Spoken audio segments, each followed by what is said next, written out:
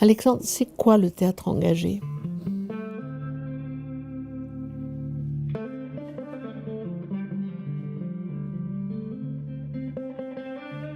Oui, c'est quoi le théâtre engagé ?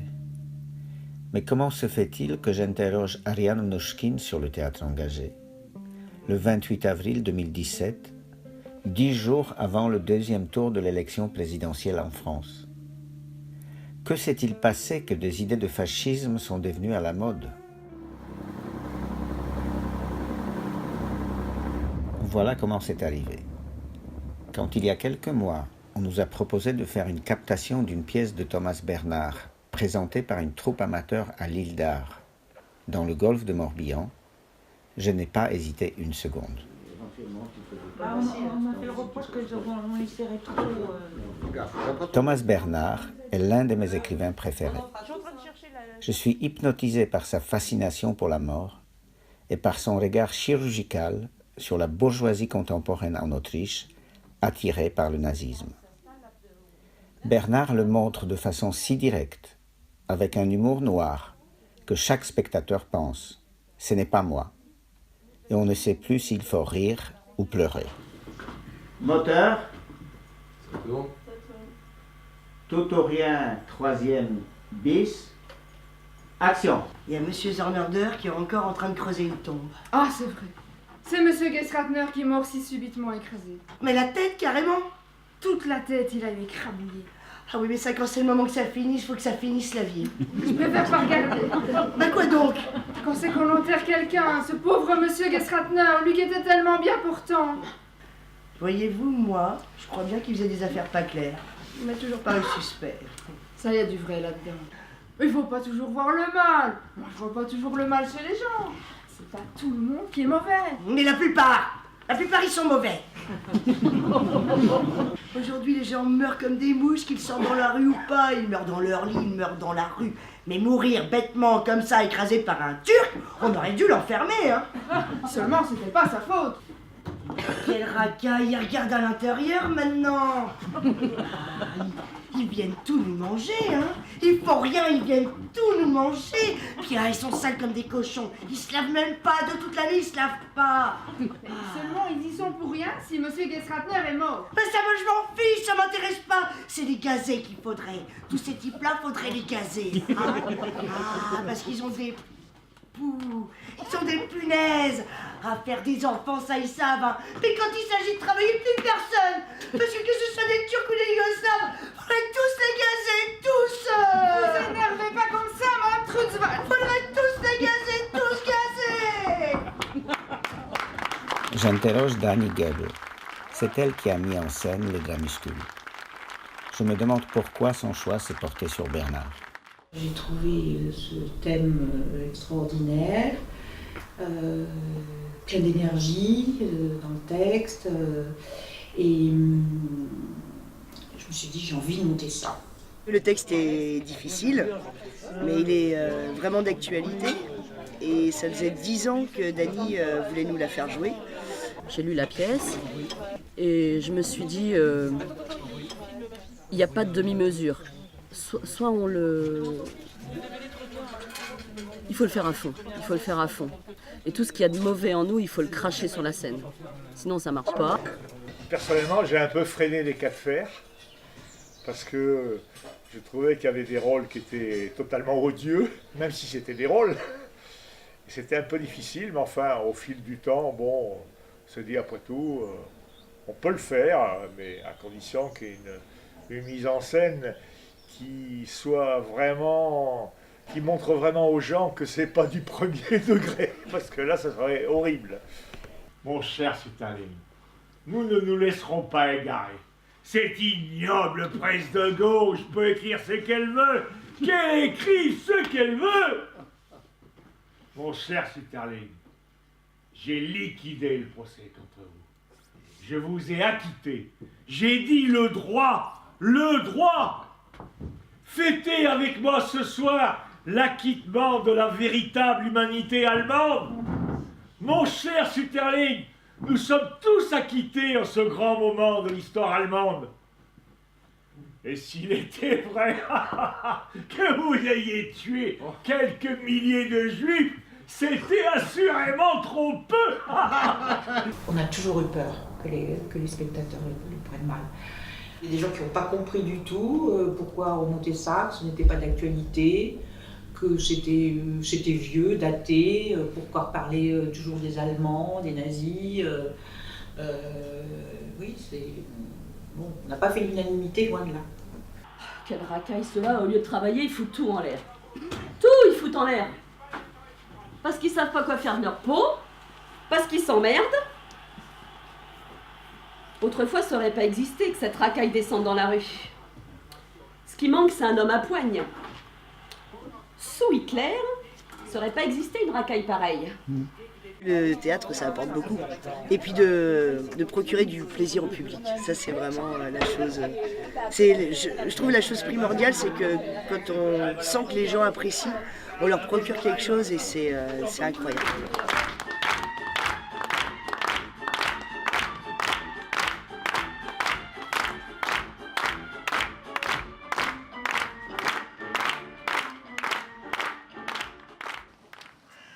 C'était un début. Au retour de l'île d'Ar, Thomas Bernard ne me quitte plus. J'ai demandé à mes amis et collègues ce qu'ils pensaient du théâtre de Bernard dans le contexte d'aujourd'hui.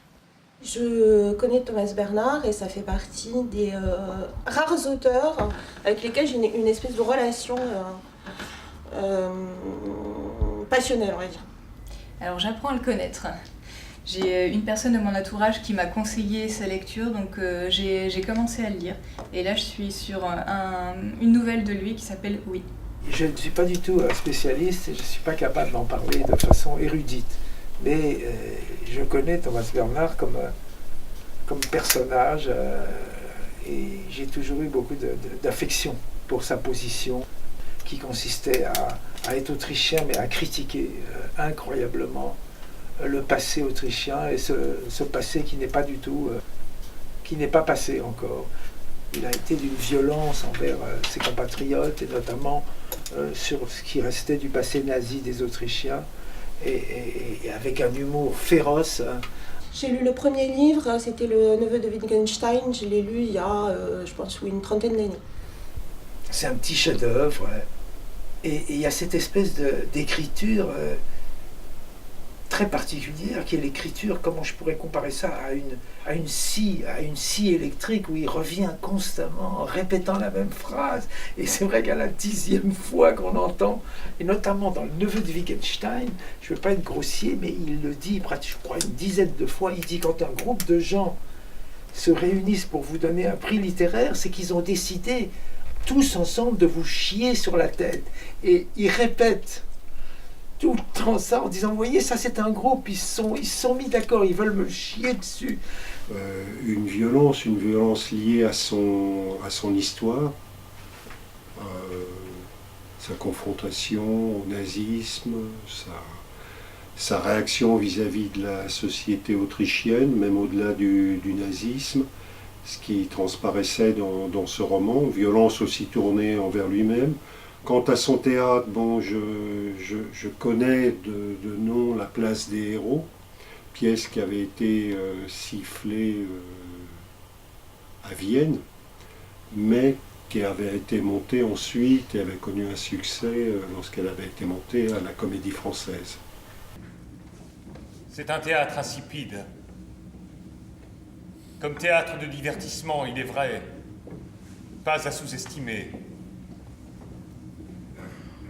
À Nathan le Sage, ce pathétique mensonger. J'y serais allé avec toi, mais Mina von Parnhelm, c'est trop risible. Nous décidons d'interroger Arthur Nosiciel. C'est lui qui, en 2004, a mis en scène La Place des Héros à la Comédie Française. Nous allons à Rennes, où il dirige actuellement le Théâtre National de Bretagne. C'est toujours un geste symbolique très fort de créer un auteur pour la première fois à la salle Richelieu de la Comédie Française. Et bizarrement, Thomas Bernhard n'avait encore jamais été mis en scène à la Comédie Française, à la salle Richelieu. Monter aujourd'hui une pièce qui stigmatise à ce point l'antisémitisme autrichien, donc qui parle à ce point de l'antisémitisme d'un autre peuple, je trouvais que c'était gênant. Parce que je pense qu'en France, on n'a pas de leçons à donner aux autres. J'ai toujours pensé que la maladie française, c'était de ne pas avoir, c'était se refouler sur la collaboration et sur la guerre d'Algérie. Sur ces deux drames français, qui étaient la collaboration. Alors De Gaulle a voulu l'effacer pour qu'il y ait la paix civile. Tous les Français sont devenus résistants, d'après De Gaulle. Et la guerre d'Algérie, avec les tortures, avec tout ce qui s'est passé pendant la guerre d'Algérie. La pièce parle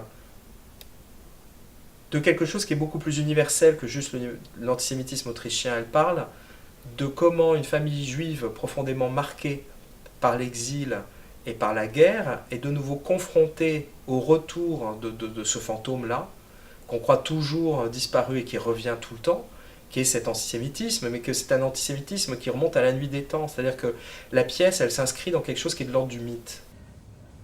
Steinhoff, je peux le dire, disait le professeur, a été, pour la plupart d'entre nous, le terminus. Les ordres majeurs et les ordres suprêmes, les nôtres, ne les ont reçus qu'à Steinhoff. Le professeur lui-même est allé 3 fois à Steinhoff avant la guerre. C'est de Steinhoff, en fait, que la famille Schuster est partie pour l'Angleterre. À Steinhoff, qu'ils se sont tous retrouvés et qu'ils sont partis du jour au lendemain pour l'Angleterre. Le professeur Strotzka, qui était chez nous en décembre, a fait avoir cette chaire à Oxford au professeur.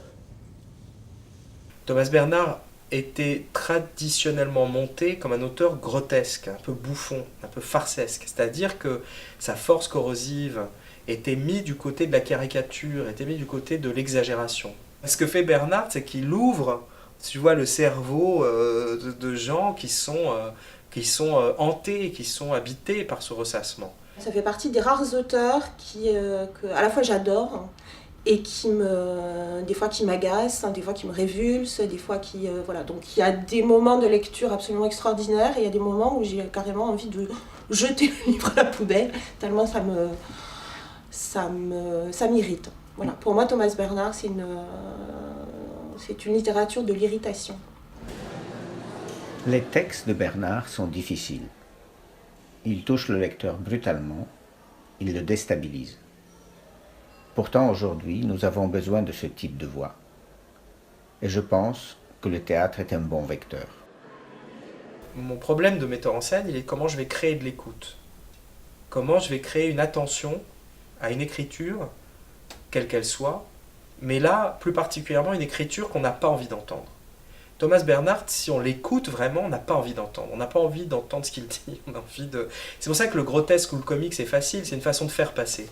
Et du coup, on s'était dit non, il faut vraiment que les gens entendent mot par mot ce qui est dit. Et que chaque mot ait la force d'une bombe, quoi. In der Finsternis wird alles deutlich. Und so ist es nicht nur mit den Erscheinungen, mit dem Bildhaften, es ist auch mit der Sprache so. Man muss sich die Seiten in den Büchern vollkommen finster vorstellen. Das Wort leuchtet auf. Dadurch bekommt es seine Deutlichkeit oder Überdeutlichkeit. Et c'était la dernière pièce de Bernhard. C'est une sorte de testament, c'est comme une confession voilée. C'est aussi la parole de quelqu'un qui s'épuise, c'est-à-dire qu'il n'y a plus d'air. Bernhard est mort du poumon et dont il était malade depuis l'enfance. Donc il a vécu toute sa vie avec cette question du souffle et de la respiration. Et bizarrement, pour quelqu'un qui avait peu de souffle, on a des phrases très longues. Et donc, quelque part, lui-même aurait été incapable d'aller au bout de ce texte, de le dire. Mais notre père voulait retourner à Oxford pas à Neuhaus. Voilà son erreur d'avoir cru qu'il pouvait sans façon retourner à Oxford. Il a fini par s'apercevoir que ça ne marchait pas. Je suis si habitué à Neuhaus. Vienne me demande bien trop d'efforts en ce moment. En mars, Vienne ne me vaut rien. Avant début juin, elle ne me vaut rien. À Neuhaus, en fait, rien ne te manquera. Notre mère est contente de t'avoir à Neuhaus. Notre mère dépérirait sans toi à Neuhaus. À Neuhaus, il n'y a que des vieilles gens qui ne s'en sortent plus à Vienne. Des vieux et des malades et des infirmes. Mais j'ai aimé Neuhaus dès mon enfance. Pour ta mère, c'est déjà plus difficile. Elle a toujours haï Neuhaus. Elle n'a rien haï comme Neuhaus. Votre père l'a exilée à Neuhaus. Maintenant, elle s'y est habituée. Mais elle ne fait rien d'autre que rester assise toute la journée dans son fauteuil, soit sur la terrasse, soit dans la salle à manger. Sur cette femme pèse aussi une malédiction. Si seulement c'était un personnage littéraire, mais c'est un personnage réel, ai-je toujours dit à votre père. Voilà le malheur. Nous rentrons. Nous sommes de plus en plus proches des élections présidentielles. Les idées du Front National gagnent du terrain. Le doute nous envahit. Comment continuer à travailler normalement et faire un film sur le théâtre? Le 28 avril 2017, il faut dire qu'on est en plein dans le marasme quand même, hein, c'est-à-dire c'est presque incompréhensible. Il y a plusieurs choses qui sont incompréhensibles, enfin pour nous, d'entendre comme des gens qui soit disent qu'ils hésitent ou qui s'abstiennent. Je ressens un oubli total de l'histoire, hein, un oubli de l'aveuglement du Parti communiste dans les années 30 en Allemagne, enfin je veux dire, et qui s'est trompé d'ennemi essentiel. Et on fait ça, enfin j'entends des choses absurdes, enfin. Je suis tellement angoissée de la folie que je vois s'emparer de certains de mes amis. Je peux comprendre la dépression de certains. Je ne peux pas comprendre que ça les fasse chavirer dans le camp du pire. Ça, c'est vrai que je ne peux pas comprendre. Je suis seul dans cette foule. Je me sens manipulé par les organisateurs. Je marche à côté de ceux qui crient « Mort aux banquiers ». Je ne suis pas venu pour cela. Je marche à côté de ceux qui appellent pour la création de l'État kurde. Me suis-je trompé de manif? Je marche à côté de ceux qui crient ni Macron ni FN. Leur cerveau fonctionne-t-il encore? Ces manifs servent-elles à quelque chose? Et le théâtre dans tout ça? On revient au point de départ.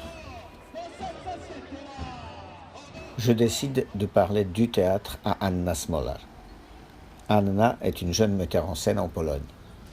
Là-bas, ils ont déjà les populistes au pouvoir. Je suis curieux de savoir ce qu'elle pense du théâtre engagé. Évidemment, ce qui nous, les Polonais, aujourd'hui, là, depuis vendredi dernier, nous anime énormément, c'est le spectacle Klątwa de Oliver Frljić, qui est donc un metteur en scène croate. Sa méthode, c'est la thérapie de choc. C'est vraiment de faire des espèces de... il nous met sur la chaise électrique. Et ça fait du bien parce qu'il le fait avec une finesse dans son langage théâtral, dans son travail avec les acteurs. C'est très choquant, il utilise des images qui sont absolument tabous et il y va sans aucun filet de sécurité. Et en même temps, je trouve que ce n'est pas du tout des gestes vides, ce ne sont pas des gestes vides, c'est fin, c'est précis, ça fait mal là où il faut. Ça permet de prendre conscience de certains mécanismes. En l'occurrence, ce spectacle parle beaucoup de la place de l'Église dans la société polonaise et de comment nous sommes finalement sous son influence, même quand on se considère comme athée et complètement indépendant de ce que l'Église essaye de nous imposer. Et je trouve que ce spectacle donne la force de dire haut et fort où on se situe, quelle est notre opinion, notre vision du monde, notre sensibilité par rapport à ça. Sans avoir peur des conséquences. Je suis toujours un peu prudent parce que lorsqu'un art comme le théâtre devient trop militant, il risque aussi de devenir caricatural.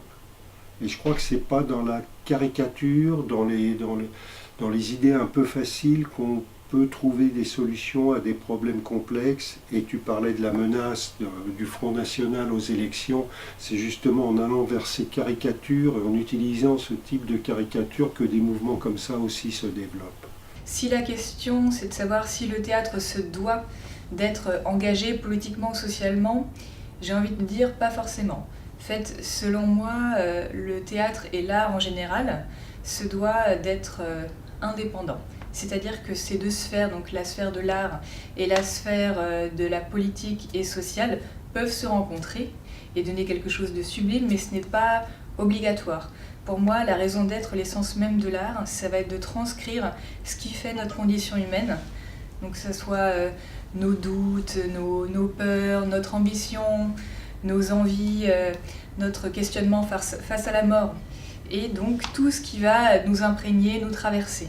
Et donc tous les thèmes abordés, tous les thèmes peuvent être abordés, mais pas forcément de messages politiques. Mon intention n'est pas de choquer, par exemple, même si j'ai besoin en tant que spectatrice d'être choquée parfois. Je ne crée pas de manifeste politique sur scène. Moi, ce qui m'intéresse, c'est de donner la parole aux gens et de donner aussi la parole à ceux qui sont loin de moi. Donc, par exemple, ça m'intéresserait énormément de faire un spectacle qui donne la parole à une jeunesse de droite, décomplexée, à un moment où c'est eux qui ont la parole, mais on ne la leur donne toujours pas dans des milieux artistiques justement un peu plus gauchistes, disons. Donc moi, ça m'intéresserait de les écouter et en même temps de me disputer avec eux un peu.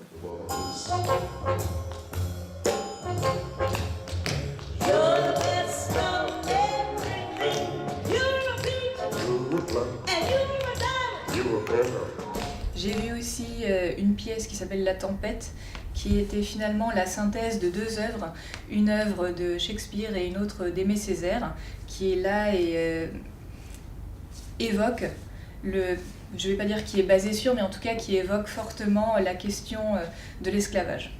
Ce qui m'a intéressée en lisant Une tempête d'Aimé Césaire, c'est qu'il reprenait scène par scène, acte par acte, La Tempête de Shakespeare. C'est une opération littéraire.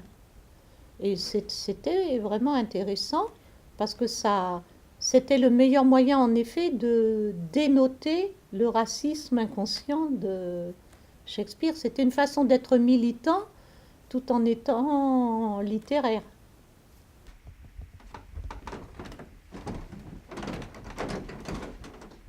Il doit apprendre à honorer les purs esprits, loin de tes bêtises des brutes.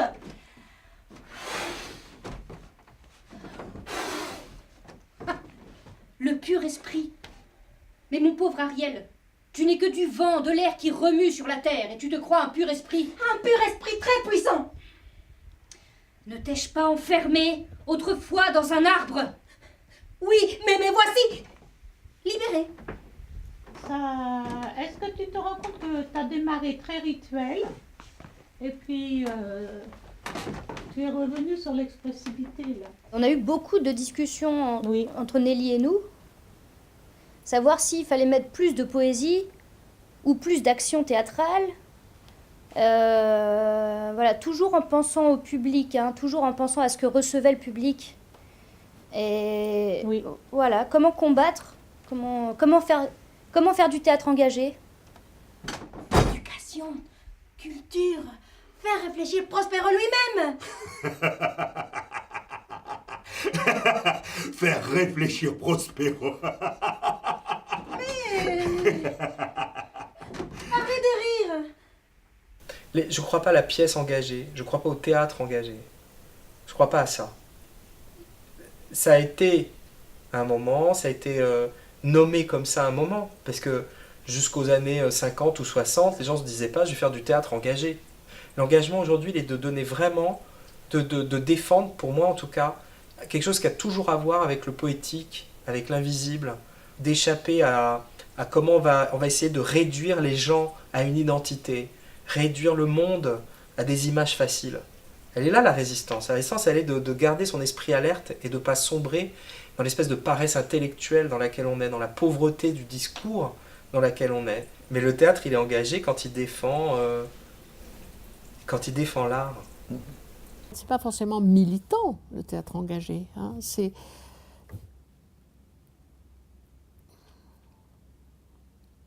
Je pense que Une chambre en Inde, d'ailleurs, est assez typique de ça. Hein. C'est-à-dire que quand on s'interroge... Vous avez vu La chambre en Inde, oui. Quand on s'interroge, quand Cornelia et les autres s'interrogent, alors de quoi il faut parler, hein, il faut parler de ceci, il faut parler de ça. C'est ça, il faut s'engager à parler de ça. Hein, il faut parler de l'eau, il faut parler des nappes phréatiques. Oui, d'accord, et on fait comment, théâtralement? Voilà. Il faut parler des nappes phréatiques. Les nappes phréatiques. Jean-Paul, qu'est-ce exactement que les nappes phréatiques? Phréatique vient du grec phréar, qui signifie puits. Ce sont les nappes puisables, les puits de l'humanité. Regarde, il y a des lacs, des mers, des océans d'eau douce qui miroitent dans l'ombre sous nos pieds. La vie est là.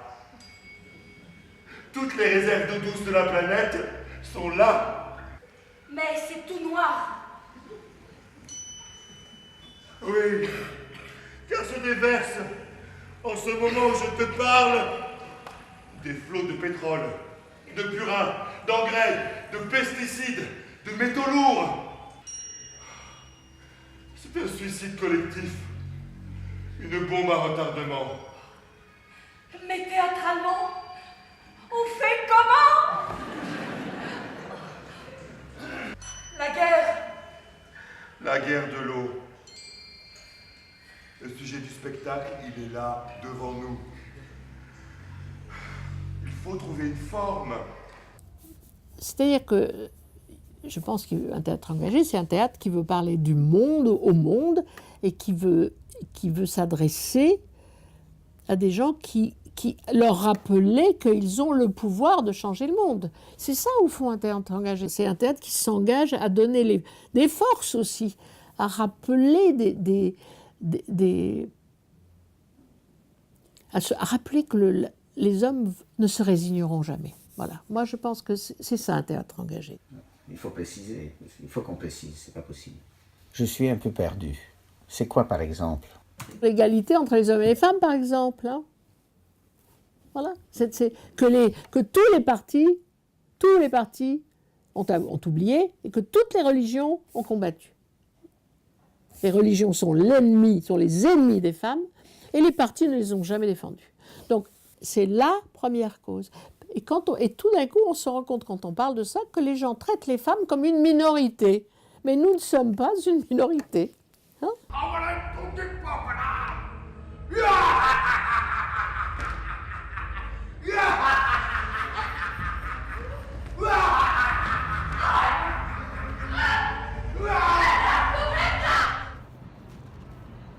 Je vais dire quelque chose qui est une évidence. Le féminisme, c'est universel. J'ai un ami, Jay Stern, qui est metteur en scène aux États-Unis. Jay me parle de la pièce qu'il vient de monter dans un petit théâtre à Manhattan. So the play I'm currently directing is an adaptation of a book written in the 1590s called The Worth of Women by Moderata Fonte. It takes place among 7 women of different periods of their life who are debating why it is that women have become second-class citizens. The second question, which is very important to them, is why do they find themselves still in love with them? I was particularly interested in this play because oftentimes when I understand that there's going to be a play that deals with women's issues, the members of the play are men. The thing that was interesting about this play was the cast was all women talking about women's issues, and that's surprisingly not something that I see very often. Je comprends que le théâtre engagé aujourd'hui traite des questions de société. Mais quel poids a-t-il face à l'Internet? Internet, film, live theater, literature, there's a wide varieties to tell stories about the human experience, and I actually love all of them. And I think that live theater is a particularly unique format in that you have both the players, the actors, and the audience in the same room together, having the same experience together, and relating to each other in a very unique way that is not available to either in other formats. It's like someone once said, it's people in the light telling stories to people in the dark. On pourrait bien s'en débarrasser de théâtre, et on a besoin toujours de lui. Il y a eu la télé, le cinéma, ces images qui apparaissent sur l'Internet. Et malgré tout ça, on a besoin toujours de théâtre. On a besoin toujours de voir les gens, de se réunir. On est tous happés par les écrans, par un flux d'informations très agressif et très dense. Et le théâtre est un espace où le temps est différent, où le corps est différent et où les émotions, quand elles apparaissent et quand on arrive à les générer, peuvent conduire à une réflexion beaucoup plus profonde. Et je pense que le théâtre est absolument essentiel et qu'il va être de plus en plus important. C'est-à-dire, plus Internet va être puissant, plus le théâtre va être essentiel et on va en avoir besoin comme d'eau et d'air.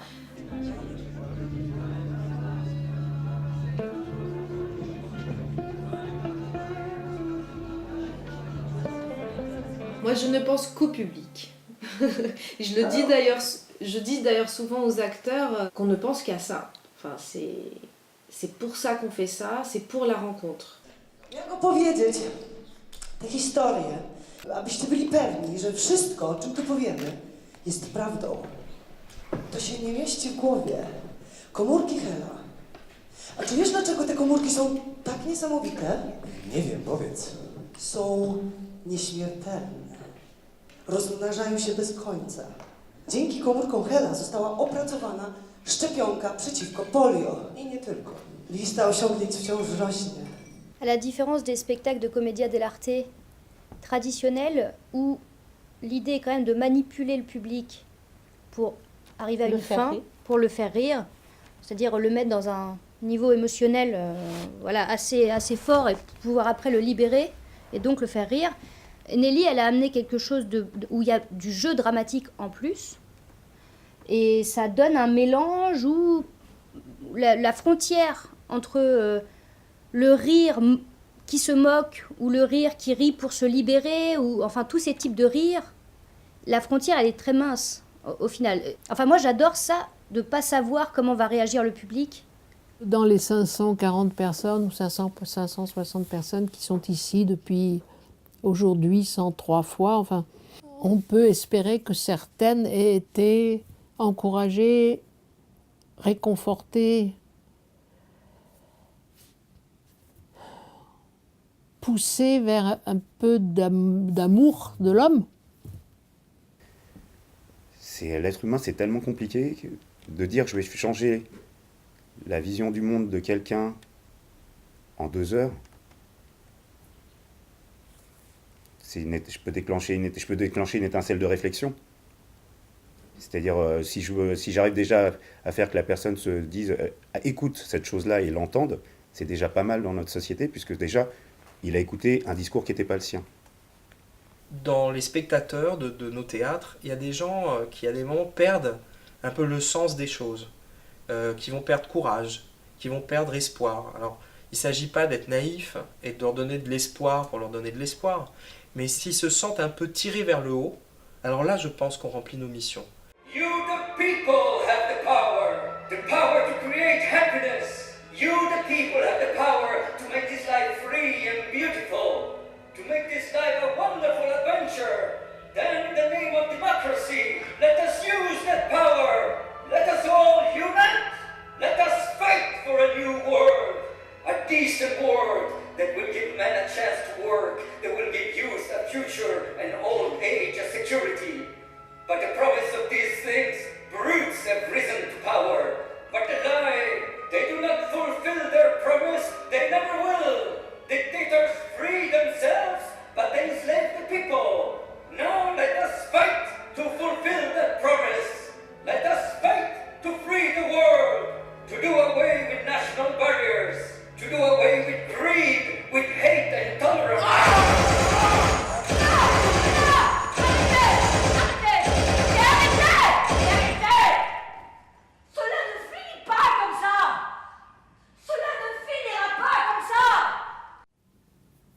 pense que la haine a fait son temps comme carburant de l'action sociale et politique. Voilà. Je pense qu'il y en a marre maintenant de la haine comme outil de progrès social. Les Français ont rejeté dans les urnes le Front National, mais ces idées progressent. Heureusement, il existe des poches de résistance. Le théâtre en est une.